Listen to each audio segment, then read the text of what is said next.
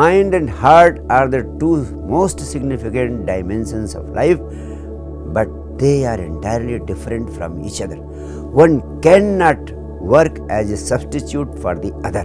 However, they can be tuned to work together in the same direction. The head cannot love, it cannot feel, it is totally insensitive. The heart cannot think, it cannot be reasonable or argumentative. For example, in case of a conflict with your wife, it is impossible for you to argue, to convince, and to come to a conclusion with her, because woman functions through the heart.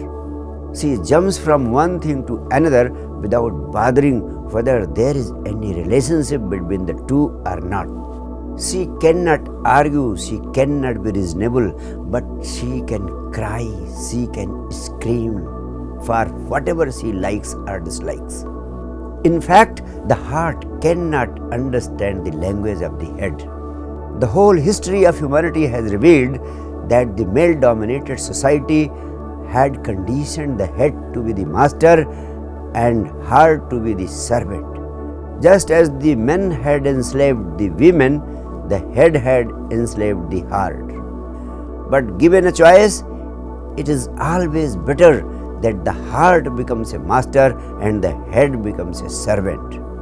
However, in the realm of spirituality, my path must not be taken, must not be understood as the path of the heart. The heart will give you all kinds of imaginations, illusions, hallucinations, and sweet dreams, but it cannot take you to the ultimate truth.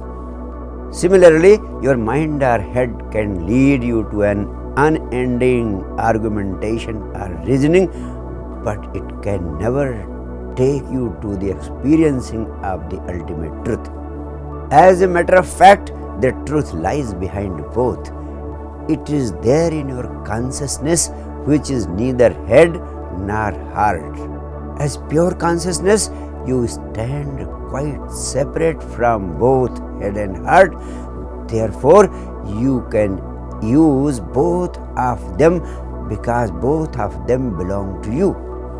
Once you get unidentified with your mind and heart as a witness of both through meditation, you will be able to find that a synthesis between the two happens, in which the heart becomes the master and the head becomes the servant.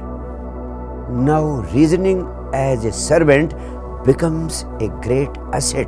Now you cannot be cheated, you cannot be exploited. With the growth in consciousness, this synthesis between mind and heart starts happening on its own accord.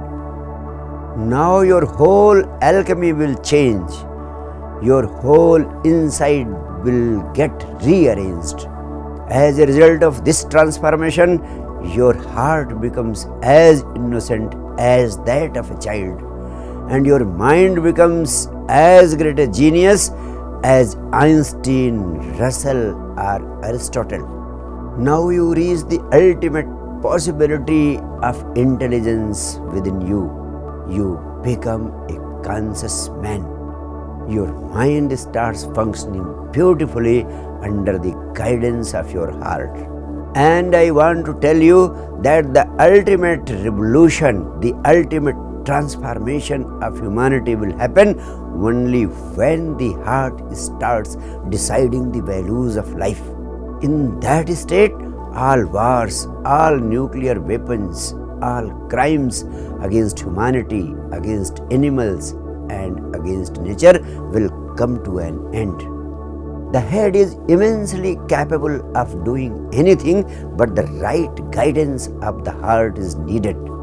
If the right guidance of the heart is not made available to the mind will go berserk, and it will bring about the total gloom and absolute doom of humanity.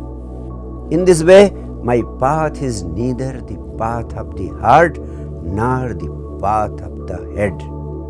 In short, my path is the path of meditation are the path of growing consciousness which is beyond mind and heart, which is above mind and heart. And this is the master key for the emergence of a joyful humanity on this earth.